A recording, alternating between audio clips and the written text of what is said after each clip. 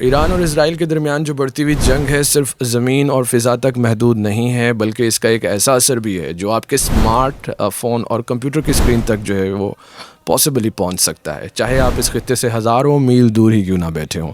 اس وقت دنیا بھر میں انٹرنیٹ یوزرز کو جس بڑے خطرے کا سامنا ہے وہ ہے زیر سمندر بچھے ہوئے کمیونیکیشن کیبلز کا نیٹ ورک۔ اور شاید آپ حیران ہو یہ جان کر کہ دنیا کا تقریباً 99% بین الاقوامی ڈیٹا ٹریفک سیٹلائٹ کے بجائے سمندر کی تہہ میں بچھی ہوئی فائبر آپٹک کیبلز کے ذریعے سفر کرتا ہے۔ اس وقت دنیا کی طویل فاصلے کی ڈیٹا ٹریفک کا ایک بہت بڑا حصہ جو ہے وہ خلیج فارس، آبنائے ہرمز اور بحیرہ احمر یعنی ریڈ سی کے راستے سے گزرتا ہے، اور یہ وہ علاقہ ہے جو اس وقت براہ راست جنگ کی زد میں ہے۔ اگر یہ کیبلز سمندری بارودی سرنگوں، بحری جہازوں کے اینکرز یا جان بوجھ کے کی جانے والی تخریب کاری کا شکار ہوتی ہیں ان کیس، تو عالمی انٹرنیٹ ٹریفک جو ہے اس کو ایک طویل اور زیادہ پیچیدہ راستوں پر منتقل کرنا پڑے گا، اور اس کا مطلب ہے کہ انٹرنیٹ کی رفتار میں شدید کمی، ڈیٹا کی منتقلی میں تاخیر، اور جو مڈل ایسٹ سے بہت دور واقع ممالک ہیں ان کا انٹرنیٹ جو ہے وہ مکمل بلیک آؤٹ بھی ہو سکتا ہے۔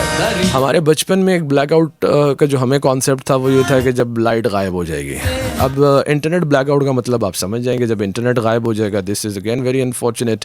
بحیرہ احمر کا راستہ جو ہے دنیا کے ڈیجیٹل انفراسٹرکچر کے لیے شہر کی حیثیت رکھتا ہے، جہاں سے ایشیا اور یورپ کو ملانے والی تقریباً 15 سے 17 بڑی کیبلز جو ہیں وہ گزرتی ہیں۔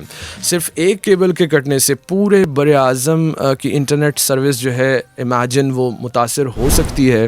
اور اصل مسئلہ صرف کیبل کا ٹوٹنا نہیں ہے، جو اس کی مینٹیننس ہوتی ہے اس کا ڈیڈ لاک ہے، کیونکہ پھر اس طرح کی سچویشن میں مینٹیننس بھی پاسبل نہیں ہوتی ہے۔ زیر سمندر کیبلز کی مرمت کے لیے انتہائی جدید اور بہت ہی اسپیشلائزڈ شپس، بحری جہازوں کی ضرورت ہوتی ہے، جنہیں کیبل ریپیئر ویسلز کہا جاتا ہے۔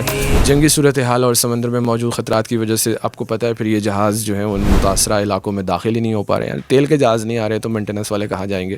جب تک یہ جہاز وہاں نہیں پہنچتے ٹوٹا ہوا نیٹ ورک بحال نہیں ہو سکے، جس کا مطلب ہے کہ انٹرنیٹ کی بندش ہفتوں یا مہینوں تک طویل ہو سکتی ہے اگر یہ انفراسٹرکچر کچھ طویل عرصے تک غیر فعال رہا۔ اور اس کا اثر صرف واٹس ایپ یا یوٹیوب تک محدود نہیں رہے گا، بلکہ عالمی بینکنگ سسٹم، اسٹاک مارکیٹس اور کلاؤڈ کمپیوٹنگ پر مبنی تمام انٹرنیشنل سروسز جو ہیں وہ مفلوج ہو کر رہ جائیں گے۔ The situation is very alarming.